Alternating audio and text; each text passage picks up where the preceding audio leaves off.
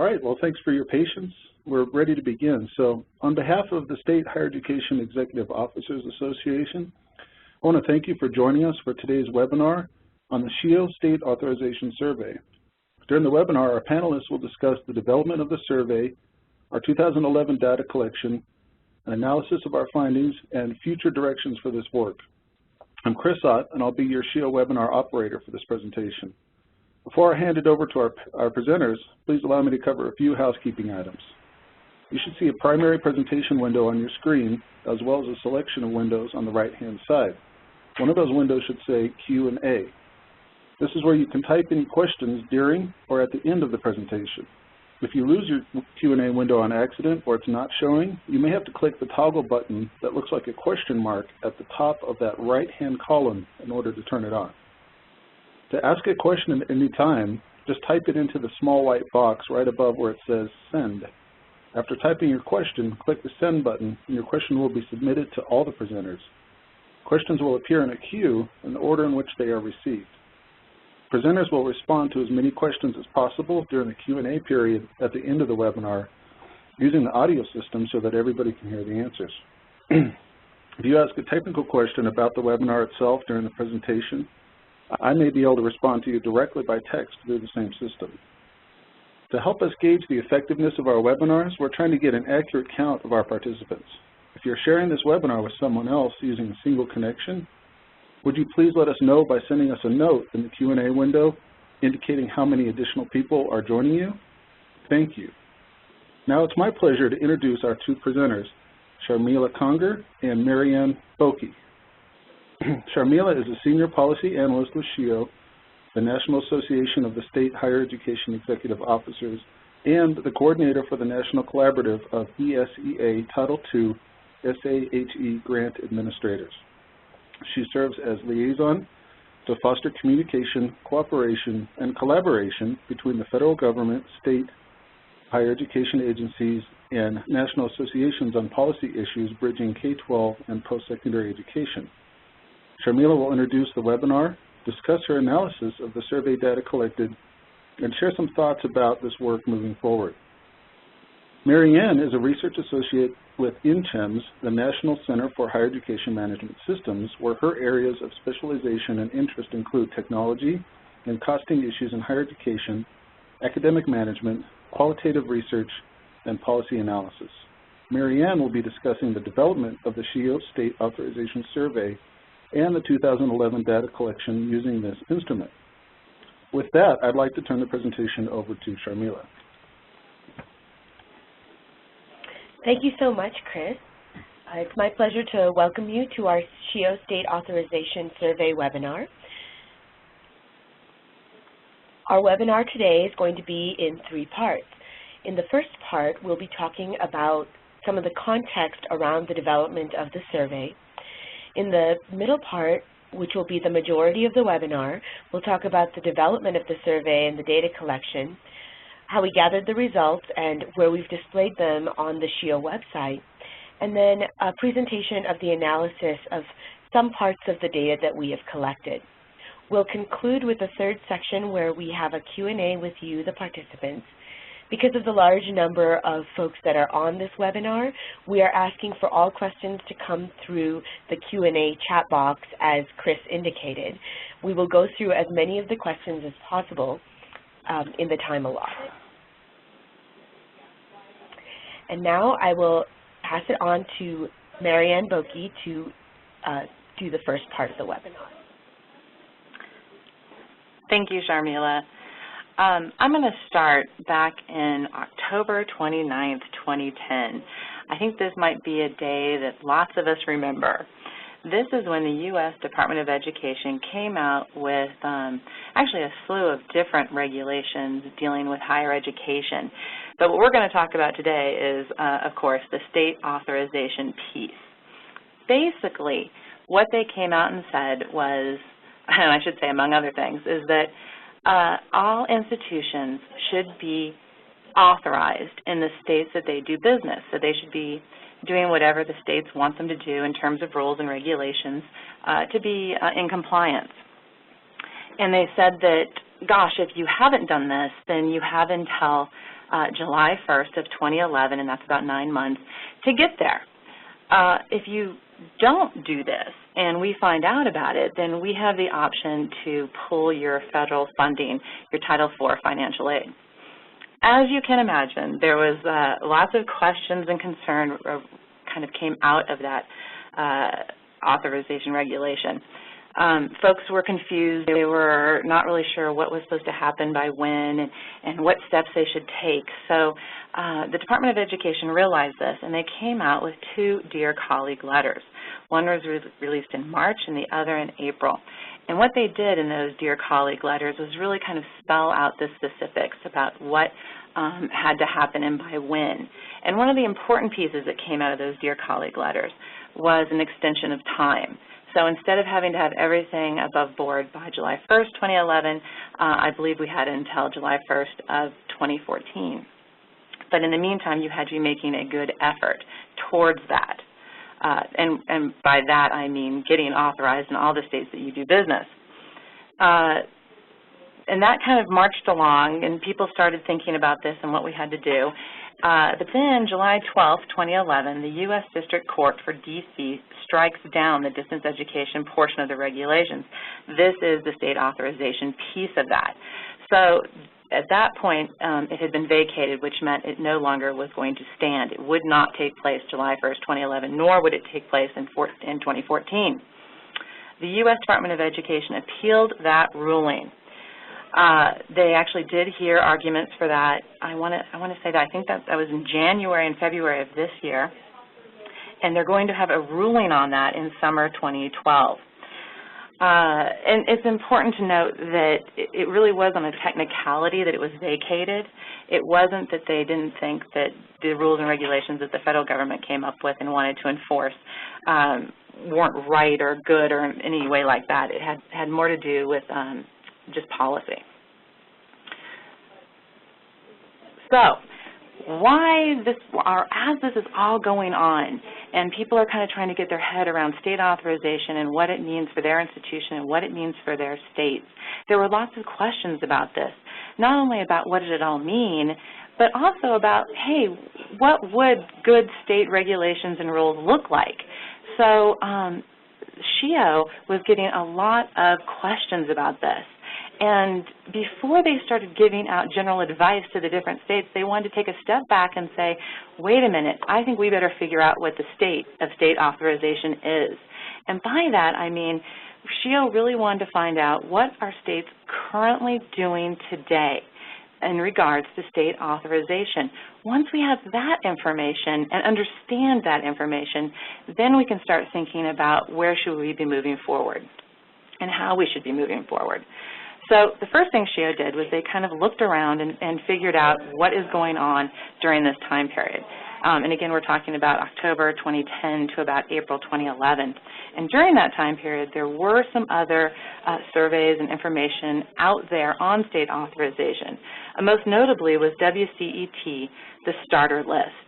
When they found out that things were changing with federal regulations or maybe changing with federal regulations, they very quickly got the word out, talked to all the different states, and found out, if you're an institution, where you should go to be authorized in each of the 50 states. And they also asked a few kind of important questions about fees and whatnot. Dow Lonis, which is a law firm located in Washington, D.C., had also done similar work in the state authorization arena, and they had kind of the same survey or list out there. The President's Forum, EduVentures, and these state efforts, they were also looking at this whole issue of state authorization. They were looking at reciprocity, but they were also looking at just what's currently going on. What was missing, though, really, was kind of a comprehensive effort. Not just the contact information in all the different agencies, but also what does it really take to be authorized in each of these states. And so that's when SHEEO decided to come to NCHEMS and kind of collaborate with us on that. The timeline really was between April of 2011 and September 2011. They came to talk to us about how could we approach this? How could we find out what's going on in all the states in regards to state authorization? And one of the reasons they came and talked to us about this was because we have done quite a few 50-state surveys. And that's where we go out under one topic and kind of find out what's going on in each of the states, and then we write up reports about it. So we had some history with this, some experience with doing this. We started to develop the survey, and the first thing we did is we reviewed what the other state authorization surveys were doing. Again, that list that I just talked about. We looked at those. We really kind of pulled them apart to see what's in there, what's being asked, and what's missing. We created a rubric of questions and agency contacts based loosely on those surveys. And then we took it to an advisory board, and we asked them for some help. We said, you know, here's what we're thinking of asking, but, you know, can you contribute to this and help us think this through? And we did have a pretty large advisory board. There were about 23 members on it. So you can imagine we got lots and lots of good feedback. And from that, we did create the survey. The first thing we figured out, though, was that the unit of analysis is agency, not state. And I really want to emphasize that because the idea of kind of a 50-state survey was kind of thrown out the window because this was really an agency effort. And we had to look at it that way, not how a particular state does something, because in many cases there might be two agencies in that state and they might do it differently. So we sent out the inventory, the survey, to all the agency contacts in July 2011. And what we did is we requested verification and completion of data, and that's kind of one of the things that we do with our 50-state survey methodology, is we create the survey and then we populate it with information that we already have, information that we might have gleaned from those other surveys or from the websites or even from our own kind of knowledge bank on these issues. And we do that for a couple reasons. One, I think it helps when you send the survey out and they get it and they realize, hey, we've done some work on this too. We're not just throwing this in your lap. We've tried to get as much information as we can, so can you just double check what we did and then finish the rest of it? And we find that this kind of helps build some relationships, and it also helps them realize that we get how hard it is. So when we get them back, we ended up putting together the state write-ups, and I'll talk about how those look and feel in a minute. The survey was long.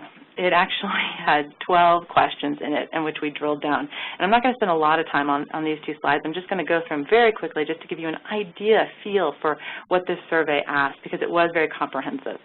The first question was about just the agency and contact information, just to make sure we even had that right, because in some cases we didn't, and they would send it back to us and we'd have to start over. Types of educational providers authorized. You know, this was comprehensive. We were really trying to strive for something that would answer questions for all the players. So we asked about non-degree, degree, private, public, not-for-profit, for-profit, tribal, religious institutions. We really tried to get everyone in there. We also asked about the accreditation requirements and program approval requirements. We did ask about exemptions, authorization of distance education, physical presence policy, common triggers. And what I mean by that is that we asked them to define what physical presence meant for each of the agencies, and if they could give us some common triggers. Now, we gave them a laundry list of some of them, but we hoped that if we didn't give them in that list that they would add to them, and in fact they did. We also asked about the application process. Fees associated with authorization, how much and when. We asked about interstate reciprocity. We really just asked, is this possible under the current conditions in your state? We didn't drill down, in other words, in that question that far. We asked about consumer protection and student complaints. Enforcement. What do you do if you find out an institution is in your state and they're not authorized? We also asked about any changes that were coming down the pike. And our last question was open-ended, and we just said, hey, is there anything else about the authorization process in your state that we should know? And we got some interesting answers back from that one. So participation in the survey. It turned out that there would be 78 state agencies. So again, very different from a 50-state survey. 69 of those agencies are located in the U.S. states and 9 in the territories. As of December 2011, 64 had completed. So that meant we had 14 missing agencies. 10 were in the U.S. states and 4 in the territories. And all the completed survey and content information is available on the SHEEO website. And this even includes contact information for the missing 14 agencies. And I want to have a shout out to Dow Lonis for that, because they gave us the information to populate those surveys. And so here's a map of the states that you can see that are missing. The yellow represent they have one agency that did not complete, and red means that they had 2. Now, the survey did have some limitations, as all surveys do. The first was that it was very long, 9 pages long. Not filled out, not with lots of blank white space to fill things out, no, no. It was 9 pages of asking questions, so it was very overwhelming. I would also say that the state agency saw that and, made a few phone calls and emails to us and said, oh my gosh, really 9 pages? But we talked them down and said, yes, please do this. The timing wasn't great. We sent it out in July. Middle of summer, it's a hard time, people are on vacations, but also, if you remember, that's when the federal regulations had just been vacated. Again, it's important to note that it has always been state law, so that didn't really have any effect on whether or not institutions should be doing this. But what it did mean is that the institutions that were trying to do the right thing and be authorized and get the right rules and regulations done, they were sending all of those requests for information at about this time to the regulators.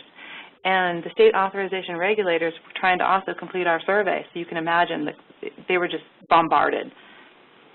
We also found that only about 70% of the states have their SHEEO agency as one of the authorizing bodies for the state.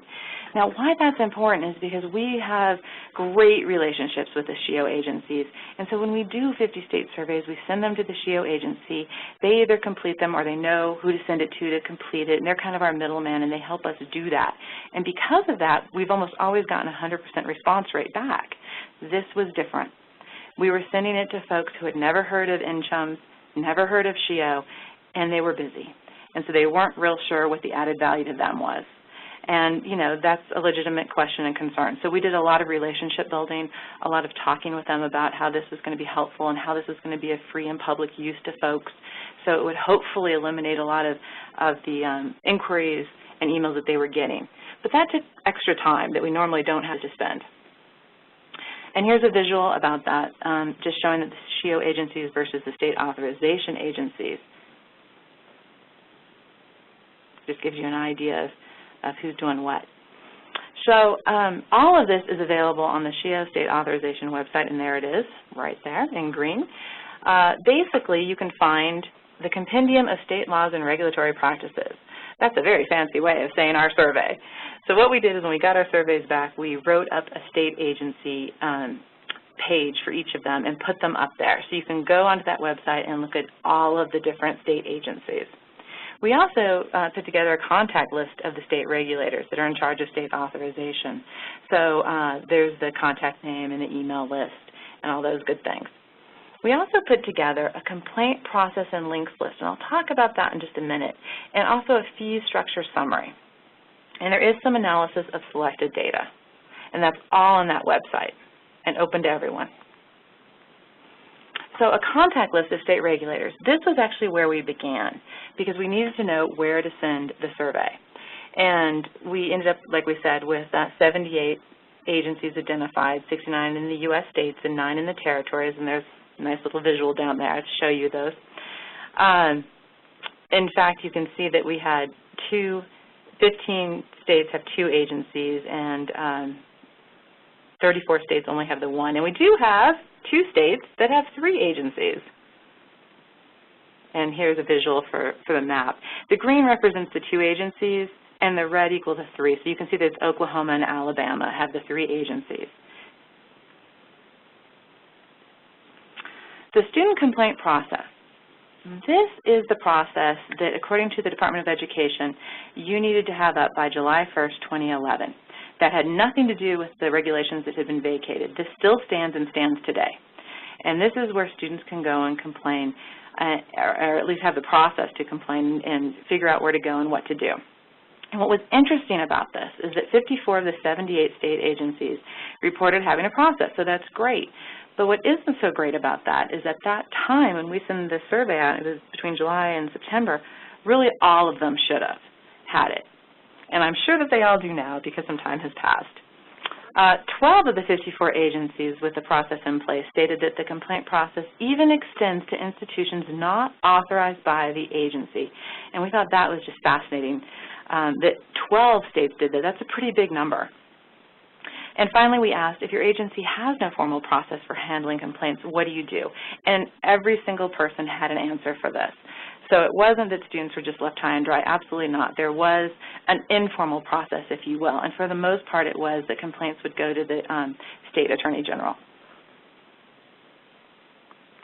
The fee structure. Now, 100%, I should have put that up on the slide, but 100% of survey responses did give us their either link to their fees or sent along their fee structure to us so that we could look at it. And what we found is that the fee for authorization varies from $0 to over $10,000. We also found that 4 state agencies do not charge any fee for authorization, and 7 agencies require a fee for a waiver or an exemption. And there can be other fees involved. We found out that, some agencies require a site visit, others a surety bond, and still others tuition recovery fund. So there might be other fees in there that you're going to need to think about and to pay besides just the state authorization fee. And so here's a map of the states that do not have a fee for authorization. They're in green. And in red, we have the states that do have a fee for a waiver or exemption. Now, these might not be very high, it might be nominal, but there is some fee attached. And now I'm going to move this over to Sharmila, and she is going to talk about the analysis of collected data. Thank you so much, Marianne. So before I dig into some of the analysis that we did, I'd like to talk about some of the contextual information. So first of all the analysis that I'll be presenting in the remainder of the slides was based on the data collection that NCHEMS helped us complete in October of 2011. Secondly, all of the analysis that was completed and will be presented in this webinar was based on the responses from the agencies in the 50 states and in DC.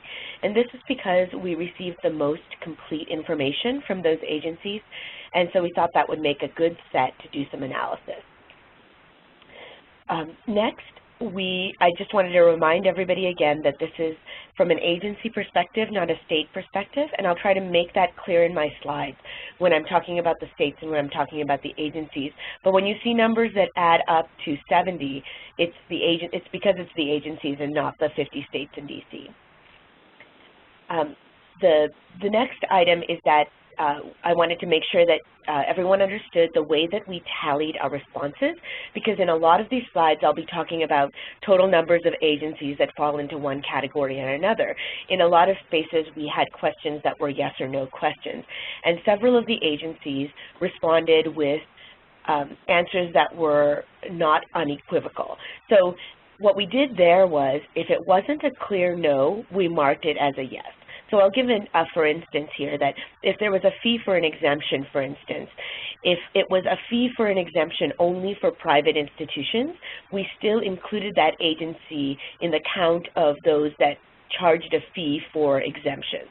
And that's how we went through with all of the analysis, because we were trying to create some summary national data. And then my final point is just to remind everybody that even though Marianne already mentioned that there were several agencies that did not provide us with a completed survey, the 14 agencies that she mentioned, and 10 of those agencies were in the United States.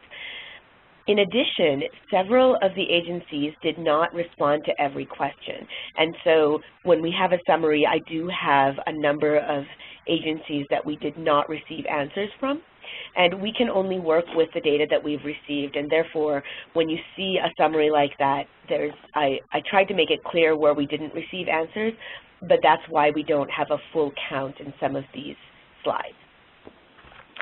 So, what did we do analysis on? Well, the answers that we received on these surveys were quite complex, And so not every question lent itself very nicely to a national analysis.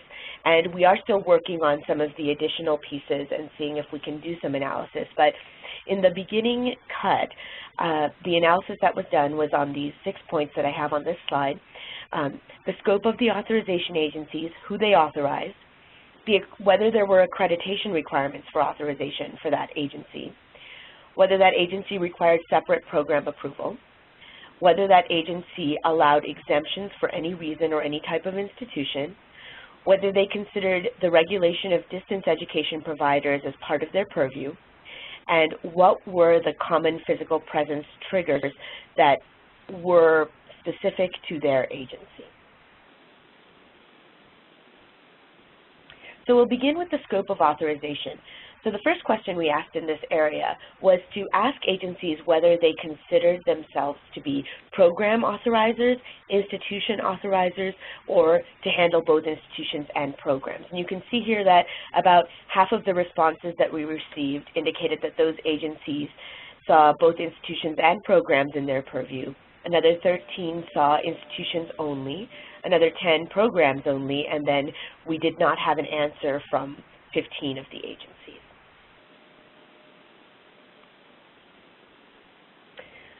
So those that said that they authorized institutions, we further analyzed their responses to check which types of institutions they authorized. And this slide is a bit complicated, but I will walk you through it. So what we did as an initial cut was we tried to look at how the agencies were authorizing institutions based on the degree type. So we have them divided into non-degree institutions, in-state degree-granting institutions, out-of-state degree-granting institutions, and religious or tribal institutions. So if we begin with the non-degree institutions, we see that, first of all, they are the least likely to fall in the purview of authorization of any of the state agencies.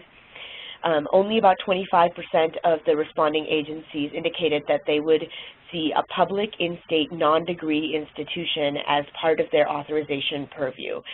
That goes up a little bit for public out-of-state, and then private nonprofit or private for-profit institutions hit at about 60–65% of agencies considered them within their purview to authorize, even if they were non-degree institutions. We move to the degree-granting institutions. If they were in-state institutions, about 40% of the agencies indicated that they were authorizing public in-state degree-granting institutions. Then when we move to the private not-for-profit or private for-profit, you see this goes up to 75–80% of the agencies considered those types of institutions in their purview to authorize. Moving on to the out-of-state institutions, degree-granting out-of-state institutions. Here you see that whether you're a public, a private for-profit, or a private not-for-profit, 75–80% of the agencies consider it in their purview to authorize those types of institutions. And then religious and tribal institutions were generally authorized by specific agencies that were dedicated to those types of institutions. And the reason that we see such a low number of tribally controlled agencies that consider tribally controlled institutions within their purview is that tribally controlled institutions generally fall into certain regional areas. So only certain agencies are working with that type of institution.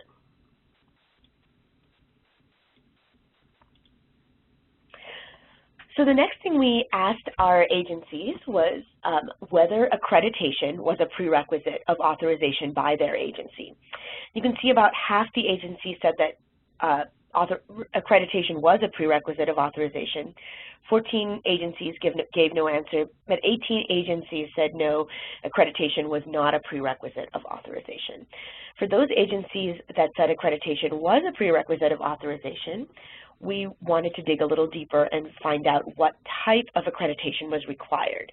So we see here that most of those agencies require regional accreditation, some require national accreditation, and some require programmatic or specialized accreditation.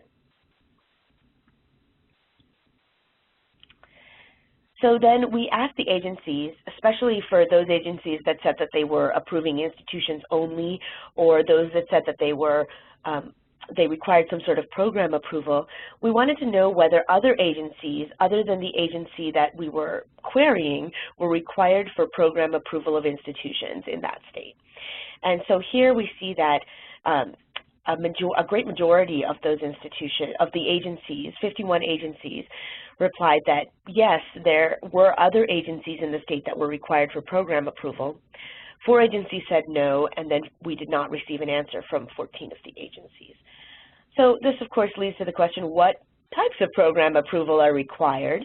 And here you see a descending list of different programs that require authorization by a program approval process in addition to the state authorization of the institution.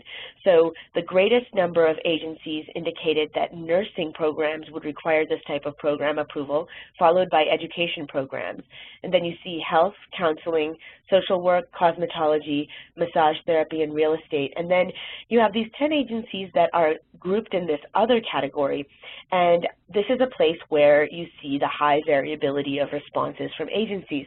This other category included everything from dentistry to horseshoeing. So really, you will need to go to our website and check out the agency responses, and I encourage you to do that to see the variety of responses related to program authorization. So our next question was about exemptions, whether agencies allowed exemptions for any reason. And again, we have 14 agencies that did not provide an answer to this question, but 8 agencies indicated that they do not allow exemptions regardless of any consideration about the institution. 48 agencies indicated that they do have exemptions available for some institutions. So here's a visual of those states that have agencies that will not allow exemptions for any reason.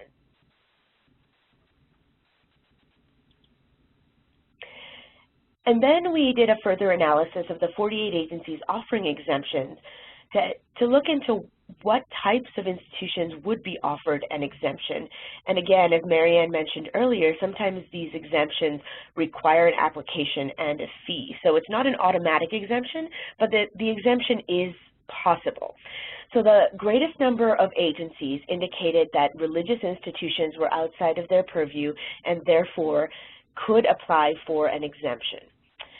The next greatest number of agencies indicated that non-degree employer-run programs or programs that required no tuition, so the ones that were free, did not need to be authorized or could receive an exemption from authorization. The next category is interesting. Several of the agencies, so 20 of the agencies indicated that in-state public institutions, so these are public institutions located in the same state as the agency, the authorizing agency, could have exemptions from authorization from their agency. And what's important to note here is that these institutions were exempt only after applying, and their application had some requirements. Generally, it was a certain number of years, such as between 10 and 20 years of existence within the state, and also they needed to be accredited by a regional accreditor. So that's where this set of agencies comes in. The next 2 are federal, aviation, or military institutions, and then finally, and we'll talk a little bit more about this in the next couple of slides, those institutions that had no physical presence in the state, 10 agencies indicated that they would be able to apply for an exemption. So this brings us to the question of distance education providers.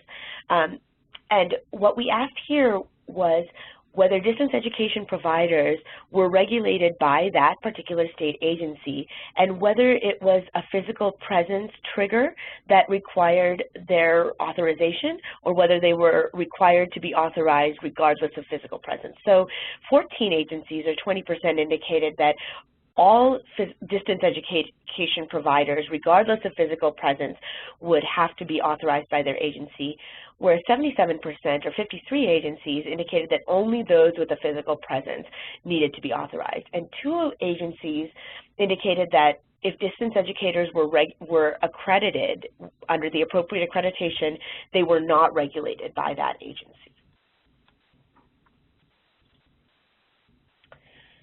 So these 4 states, Illinois, Utah, Alaska, and Oregon, require an exemption for a purely online program that has no physical presence. So not only do they regulate those without a physical presence, even if you have a purely online program with no locations or no employment in the state, you still need to file for an exemption.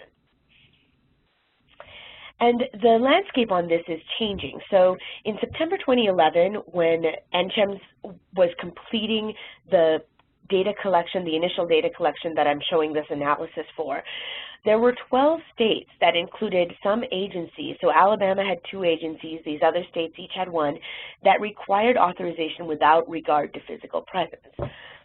And then we received some information from Dow Lonis, so thanks to Dow Lonis for providing this information, that by April 2012, there were only 8 states that required authorization, that had agencies that required authorization without regard to physical presence. The rest all had reverted to a physical presence trigger.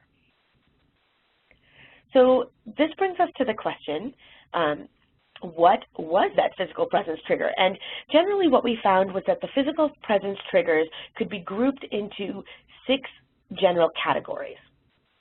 Excuse me. The first category was instruction. So was there instruction being provided in the state? Second was recruitment activities in the state. The third was physical property in the state. The fourth was employment of faculty or mentors in the state.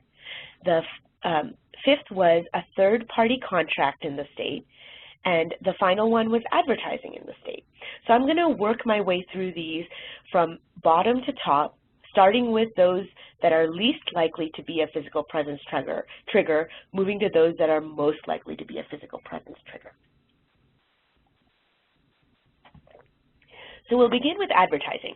Now, advertising in a national media source, like a TV station or a national radio station or a national paper or magazine, would be the least likely to be a physical presence trigger, with only about less than 10% of the agencies indicating this would serve as a physical presence trigger. However, if that changed to local media advertising, where it was directed to the citizens of the state, that moved up to 50% of the agencies indicating that that would serve as a physical presence trigger. Now, when we move to the third-party contracts, the 2 biggest triggers here were student services and proctored exams. So if a third party was delivering proctored exams within the state, that was considered a physical presence trigger for about 30% of the agencies that gave us responses. Then if you were providing student services such as library services or mentoring or support, that went up to 50% of the agencies, considering that a physical presence trigger. So now if we move to the employment, if faculty were employed in the state, but they were only serving out-of-state students, only about 20% of the agencies considered that a physical presence trigger. If there were faculty, however, if there were faculty in the state serving in-state students, you can see that that moves up to 40%.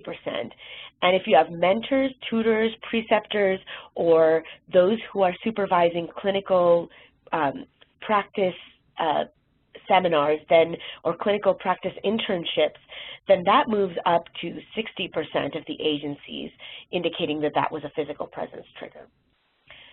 So now we come to the top 3, which are instruction, recruiting, and property. So physical property in the state is probably as close as you can get to the definition of physical presence.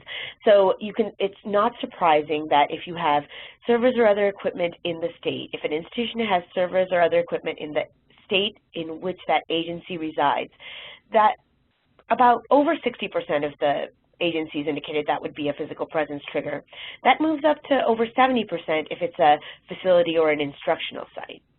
Now when we look at recruiting, if there's occasional recruiting, but it is still on the ground and things like job fairs, that still is a physical presence trigger for about 50% of the agencies. If it's organized, consistent, on-the-ground recruiting, we see that it's almost 80% of the agencies that indicated that would be a physical presence trigger. So finally, instruction, if you're providing internship, externships, etc., that serves as a physical presence trigger for about 60% of the agencies. But if you're providing short-term face-to-face seminars or conferences, that then shoots up to 80% of the agencies indicating that would be a physical presence trigger. And now another comment about this, you see that none of this shows 100%. However, many agencies are considering multiple pieces of this set as a physical presence trigger. And that's important to remember. So I'm going to move on to the next couple of slides that describe 10 steps you can take if you're an institution to begin the state authorization process.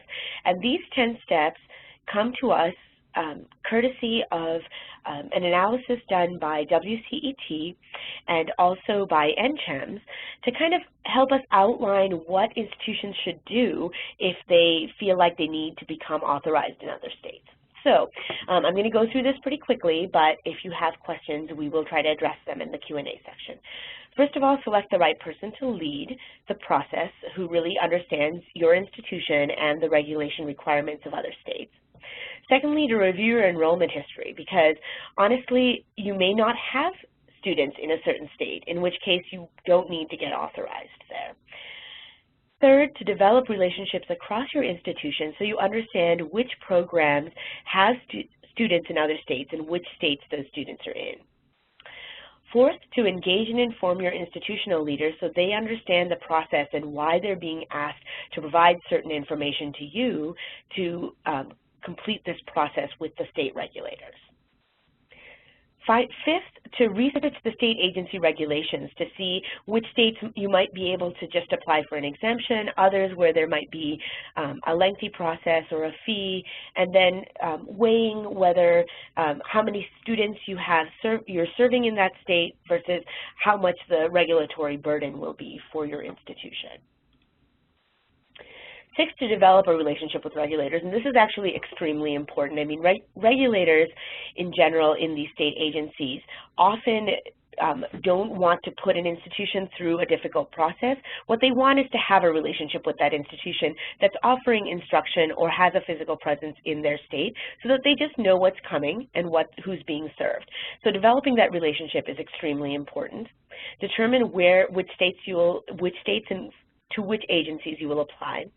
Apply to those agencies, and I'll talk a little bit about what you should put into your correspondence in the following slide.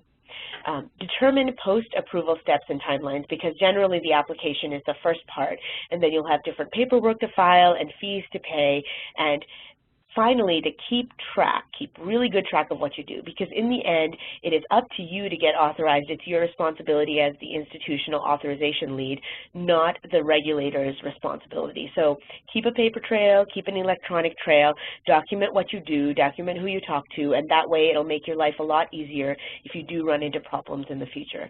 And again, to give credit where credit is due, Cheryl Thompson of the American College of Education, Russ Poulin of WCET, and Marianne and Stacy Ziss of NCHEMS all helped us put this list together. So now I want to talk a little bit about what you might want to put into your email correspondence if you are an institution seeking authorization with a state agency. So first off, you should have a sense of how many of your students are in that state. That's going to determine the fee structure for some agencies, but in general, it's just good to know as part of your relationship with that agency. The types of programs that your institution is offering in that state, whether they're degree programs, non-degree programs, or both. And then the 6 physical presence triggers that I talked through just a little while ago: instruction, recruiting, property in the state, employment in the state, third-party contracts in the state, and how you are advertising in that state. Now, not every physical presence trigger will be a trigger for every state, but if you create a document like this for your institution, it's going to make it a lot easier for you to move forward with the agencies in whichever state you are applying.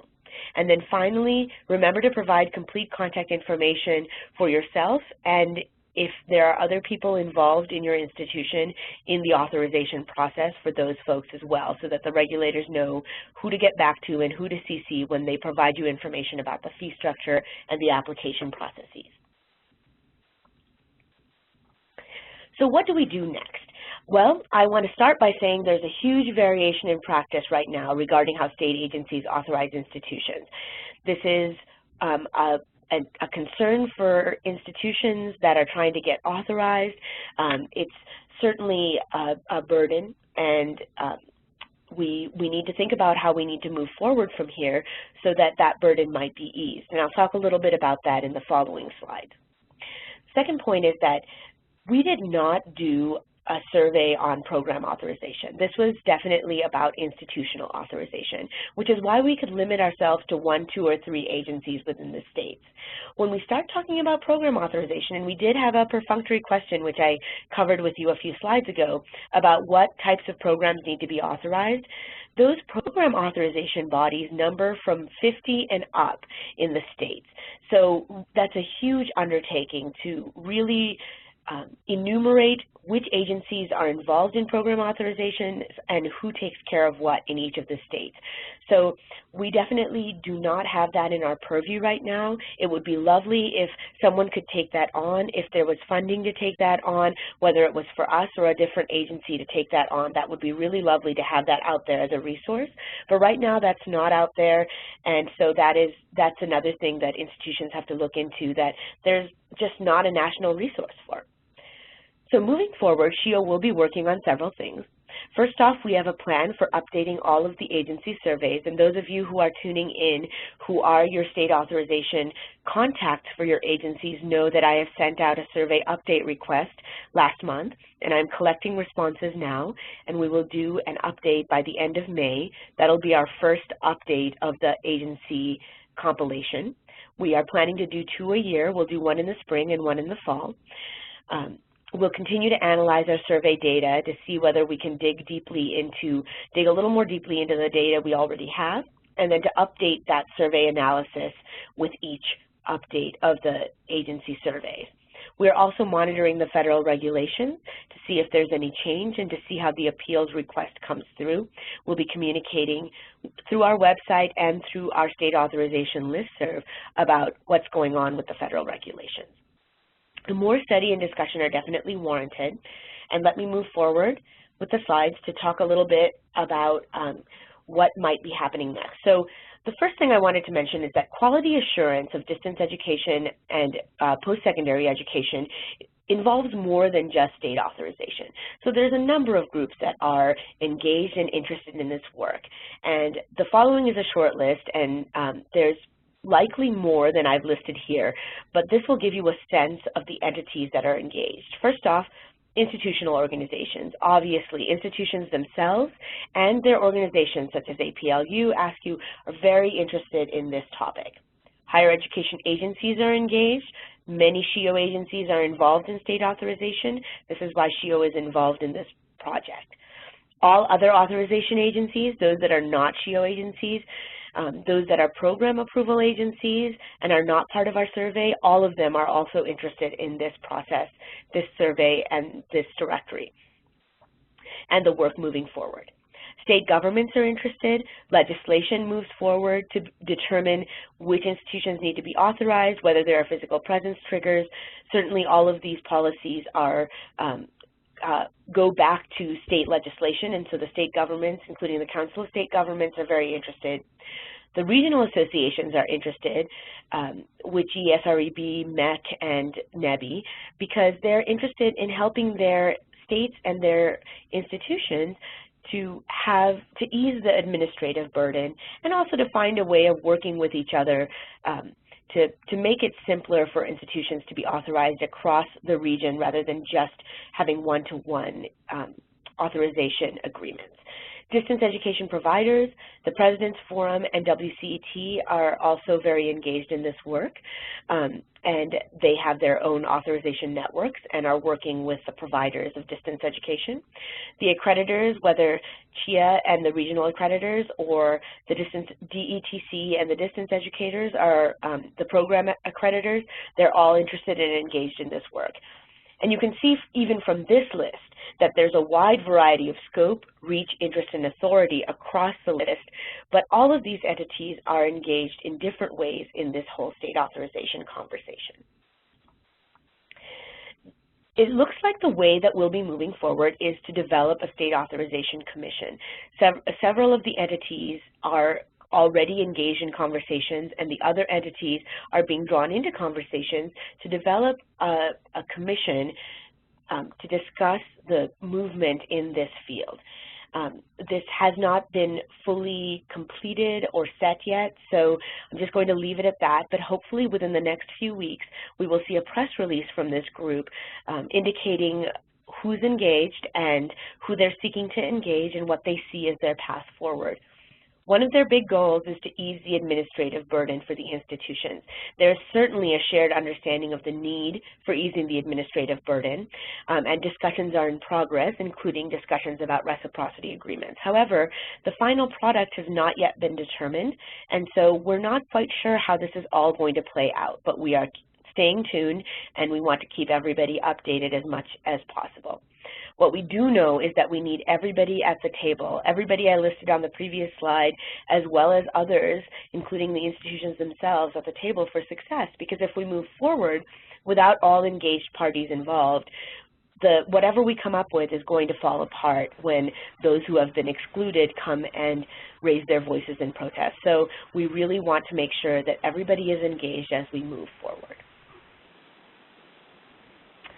So that is the end of our formal presentation, and I am going to turn it back to Chris to walk us through some of the questions that we have received. Oh, great. That was awesome, Sharmila. Thank you. We do have some questions, but I just wanted to remind everybody that if you'd like to ask a question, please use that Q&A window that we talked about in the beginning, or I might not get a chance to see it if you put it in the chat window. So our first question is from our friends at the University of Wyoming. They ask, do these physical presence triggers apply only to distance ed or to all main campus activities? For example, does recruiting, for example, athletics, apply only to recruiting for distance ed or for any student on campus? That is an excellent question, and that is one of the reasons that I think we struggle with the terminology here. It is not just for distance education. It is for all activities, all campus activities. So if you are recruiting in another state, that is considered to be part of the physical presence trigger. If that is a physical presence trigger for that agency, it's a physical presence trigger whether you're recruiting for distance education, for regular campus, on-campus courses, for athletics, for all sorts of activities. And then, Marianne, do you have anything to add to that? I would just add that this is for those of you who know me, this is my stock answer of it depends. So it really does mean going back to each state agency and looking at what their rules and regulations are, because Sharmila is right, it can mean almost anything for on-the-ground or distance education, depending on how the agency has defined physical presence. So there's my stock answer, it depends. All right, well, our next question from Ellen Boswell is, what are the most common lead person positions? I'm going to hand that over to Marianne. I'm thinking that Ellen is asking about lead persons at institutions, and I'm not very familiar with that. You know, I'll jump in here then. It really depends on the type of institution. What we have found is that private for-profit institutions typically will have an entire division that works on state authorization. They might have, a vice president for regulatory and compliance practices, and that person might have a staff of 4 to 8 people working on this issue around the clock, around the year, to not only be authorized, but also to stay compliant and to go through the renewal process. And then you can flip that on its ear to other institutions who are just now kind of wading into the state authorization idea. And those folks are kind of looking at different people to take the lead. In many cases, it might be the folks who already are doing other things with compliance, like the student complaint process, people in that arena. But it's also distance educator folks as well, because they might know about this and go to the provost and say, hey, we need to start doing this not only for my division, but really for everyone. So it really does vary on who's taking the lead at different institutions. But again, it can really vary from one person that this has been an added-on duty to someone who's been hired specifically to run this with a team and everything in between. All right. Well, Ellen also asked how many years of enrollment history should be maintained? I think from the minute you start being authorized, you would want to hold that information from that point forward. So even if you only have 2 students currently in a particular state, you would want to keep that record really as you go forward. Absolutely. There's no such thing as too much information, right? I'd agree. I mean, I think that for the immediate application, you probably need to provide the last few years. But again, as Mariana said multiple times, it really varies from agency to agency as well.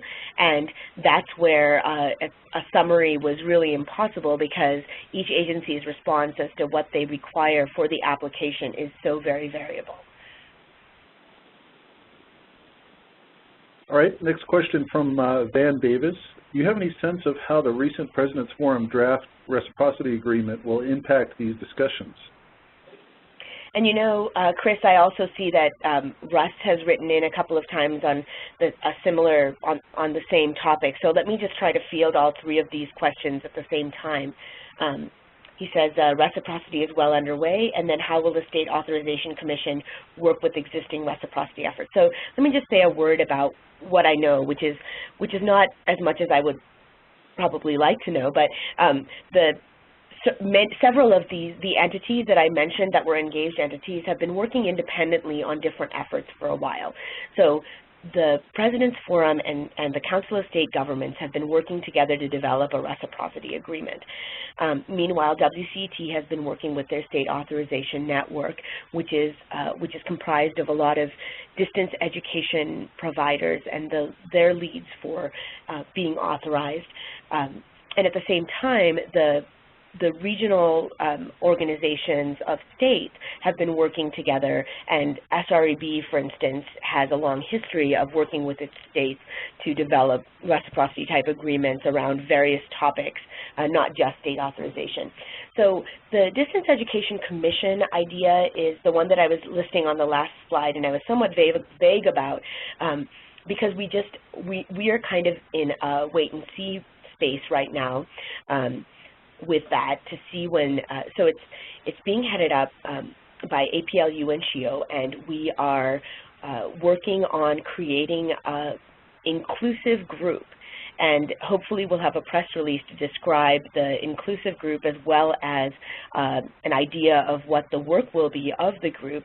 The specific question about the reciprocity agreement would be that the President's Forum, CSG, the regionals, they would be all included in this Distance Education Commission to have conversations about how to move forward with reciprocity, whether it would be through an agreement or through a set of agreements or a set of guidelines. I think those things have not yet been determined, and that's why I don't feel like I have an authoritative response on that as far as this is how it will be. However, I do know that there are plans to have that within the discussion sphere of the group.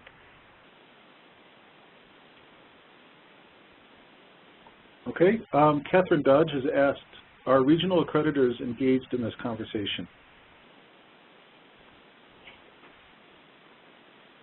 And that's a great question. I think that the development of the Distance Education Commission is meant to bring the accreditors into the conversation along with many others.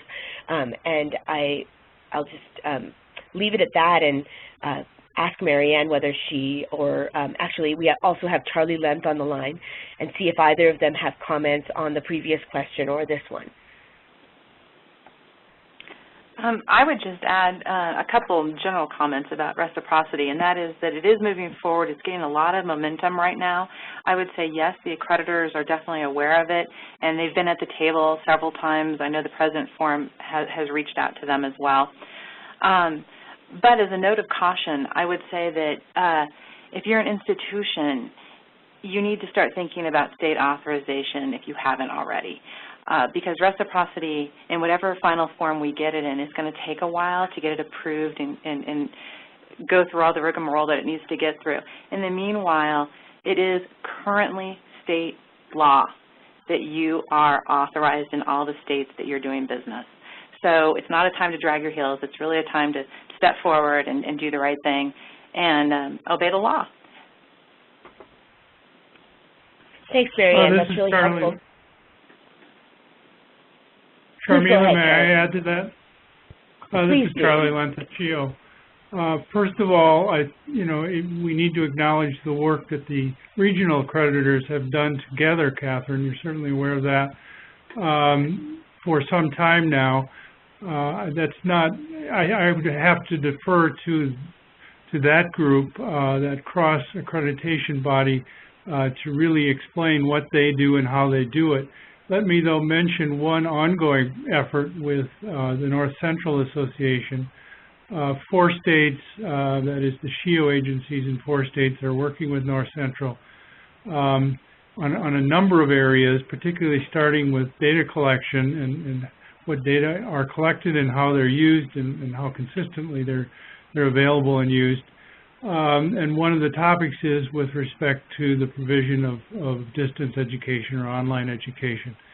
And I think it's true to say, without being that critical, just a statement of fact, that both states and the Higher Learning Commission are trying to sort through what data they really need, whether it's at program level or institution level, and then how to keep track of the online education provision that goes on within states and across states. So I think, they're very much in this conversation, but that discussion is just now beginning and I think needs to be pursued along with the other efforts that Sharmila mentioned.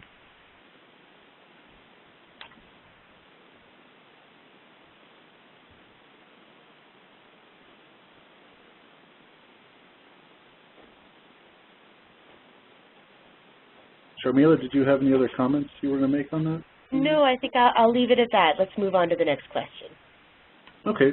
Idaho State University asks, if you have an instructor employed teaching distance students but living in another state, but not any students in that state, do you typically trigger physical presence?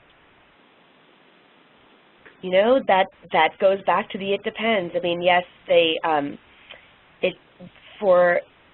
there's a set of agencies, in fact, I'm going to flip back to that slide. So there are definitely a set of agencies that consider faculty who are employed in the state, but serving only out-of-state students to be a physical presence trigger. You can see that a little over 20% of the total number of agencies do consider that a physical presence trigger. So the answer is absolutely yes for those agencies. So what you would need to do is to go to, again, as I mentioned, go to the SHEEO website and check out the states in which you are seeking authorization. Check all the agencies within those states to see how they answered this question that we asked them within the survey. Is employment of faculty in your state, but serving only out-of-state students, considered a physical presence trigger? And they've generally answered yes or no. So that's it should be pretty clear from their response whether that's an agency where you will need to consider that a physical presence trigger or not.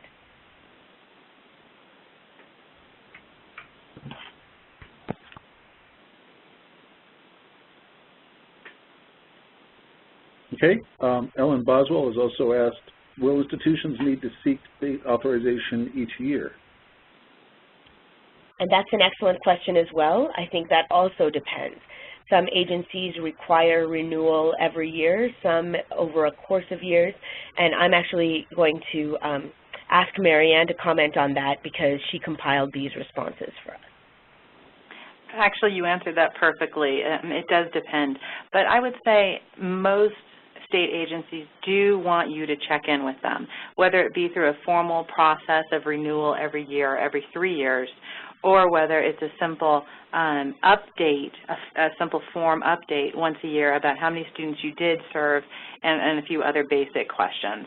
But that definitely should be on your radar, because state authorization isn't a one-time slam dunk.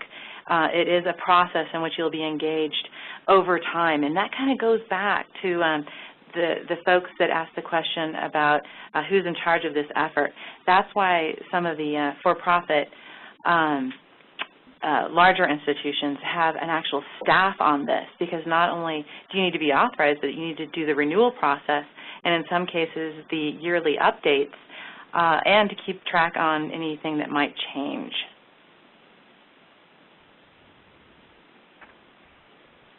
Thank you, Marianne. Okay. Marcy Middleton has asked, can you confirm that the federal guidelines require that institutions serving students outside their home state must meet all state requirements? This question is posed based on information that appeals were made to the feds with much follow-up communication after the Deal colleague letter. I think what I would say to that is to go back to what Marianne had said, which is that it is and has always been state law.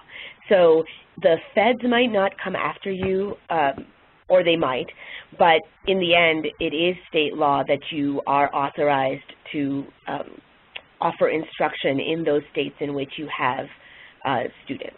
So that's my answer. I'm going to turn it over to Marianne again to see if she has additional comments. I might just add one quick thing, and that is that there are a few state agencies, kind of a smattering of them, if you will, that say if you have students in our state, there are certain things that they need to take course-wise in order to have a degree that we would recognize. And that does hold true for, like I said, a smattering of agencies across the country. And so a very long answer to your short question, I apologize, is that yes, in some cases you might have to add requirements in order for the students in particular states to have their degree recognized. I think that's what you were trying to ask. You might do a quick, in the Q&A box, a quick note that says we answered it, or we didn't, or we got it wrong, or whatever. But I think that's what you were asking, and I hope that helps a little. All right, well, Ellen Boswell has another question for us. She asks, can institutions prevent students enrolling through distance education from a particular state? Should these be noted on an institutional website? Another excellent question. Yeah. I think that, yes. I mean, the institutions should prevent students enrolling through distance education from particular states if they've chosen not to be authorized in those states, and they absolutely should provide information on their website that they are only authorized in certain states, because what ends up happening is that in some fields, and I'll use nursing as an example, if you get your degree from institution that was not authorized in the state in which you were, then you are not qualified to sit for the licensure certification exam. You're not qualified to become licensed. And so it definitely would be a huge waste of money for a student to, and a really bad consumer protection violation for an institution to allow a student to enroll and be able to receive instruction from a state where they were not authorized. And again, Marianne, do you have more to add to that? Not really. That was exactly what I would have said. The only thing that I can think to add would be that I've seen some state or some institutional websites that are kind of putting all of this information in the same place. So students have access to it whether they be enrolled or not, because it is for prospective students as well as enrolled students that you have to have some of these things in place now. So there's kind of this one area that you might be able to go to that talks about the accreditation issues, and also about the complaint process issues, and also about state authorization. Where are you authorized, where are you not? And you know, you can do it in ways, and I've seen it done in ways that's not so negative, I suppose. And that is by saying, you know, we are currently authorized in these states, and they list them. If you reside in another state, please contact our office. Because it could be that as an institution, you're waiting to get to a certain number, or you might even be thinking, gosh, even though, let's say I'm a public, not-for-profit school, and a particular state, I just need to go through some paperwork or some information to get a waiver, but I'm waiting to do that until I have a critical mass or until I get some students that are interested. So anyway, I think it's a great idea to put it up all on the website and be very clear about what you're doing and what you're not doing, but in still kind of a positive light of, hey, if your state isn't up there, go ahead and call us or talk to us and we can at least have a discussion. All right, and Marcy did write in and say thank you, so I think you got that other question correctly, and I don't have any other questions at this time. If there are any other questions, go ahead, Sharmila. Oh, so Chris, I'm sorry, I saw that early on that someone had asked about what did we mean by non-degree, and so I just want to address that quickly in case others had the same question. What we mean there is not 2-year or 4-year degrees, so certificate programs or lower all fall within the non-degree institutions.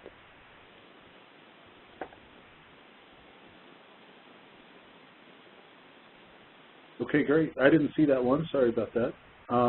No problem. If there are any other questions, go ahead and type them into the Q&A box right now. Otherwise, we'll go ahead and have some closing remarks, I'm sure.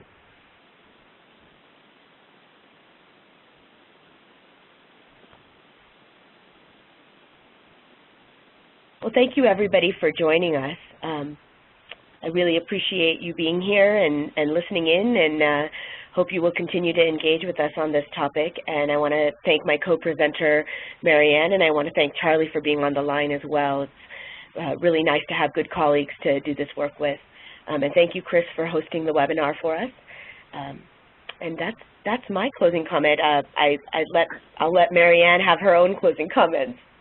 I just wanted to say thank you to everyone, and these were great questions. Sharmila and I talked about kind of putting together a frequently asked questions based on some of these that came up today, and we'll put that up with the slides probably in the next 2 or 3 days. Maybe earlier, Sharmila, I don't know.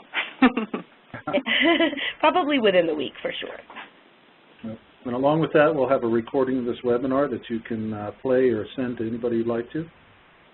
Just in case you thought it was too much fun the first time.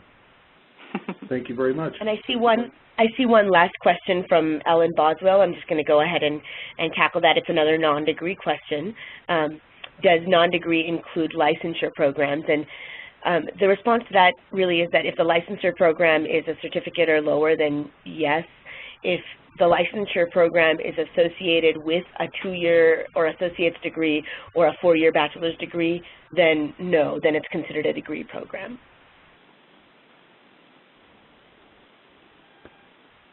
We also have one additional question in the chat box from Lane Nelson. It says, what date does this law go into effect? I'm not sure which law.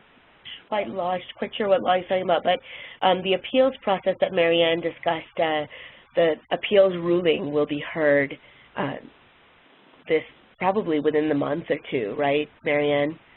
You know, I think the appeals process is done, and I believe they've heard all the arguments. So now we're just waiting for a ruling, and they might have a ruling by summer, mid to late summer, we're thinking.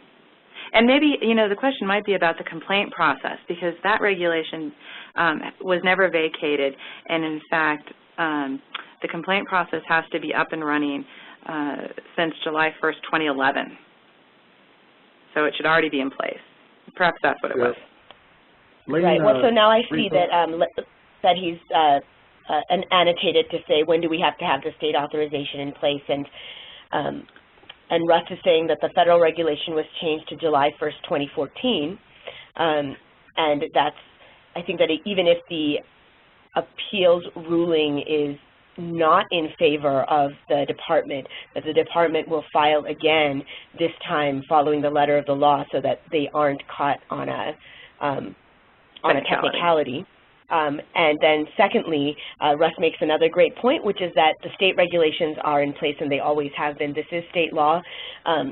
You need to be authorized in the states you provide right now, and you did for the last like 20 years. So it's just kind of a wake-up call, I think, to everybody that some state agencies have been lax about this.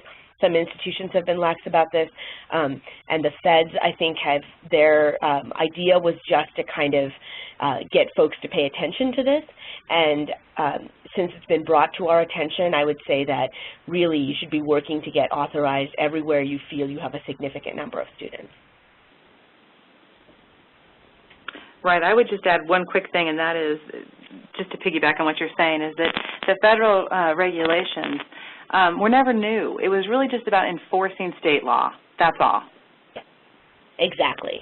And now I see a question from Ellen Boswell that says, if a state has multiple agencies, should the institution apply to both?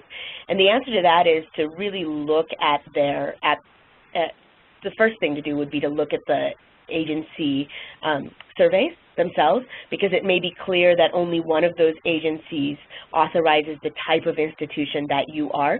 If it's not clear, the next step would be to contact those individuals that are listed on the contact list for the agencies and ask them directly give them some information about your institution and what type of institution it is, and ask them directly whether your institution falls under their purview.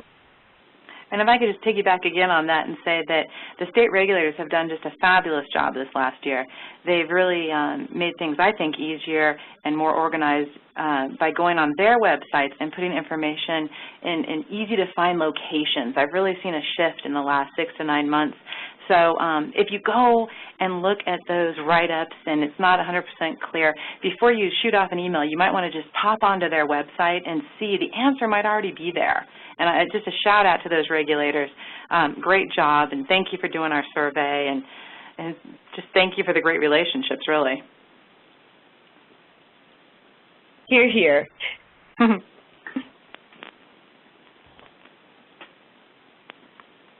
I think we're ready to close, Chris. All right. Well, thank you, everybody, for attending. It's been a great webinar, and we'll be in touch in a couple days with resources that we promised earlier.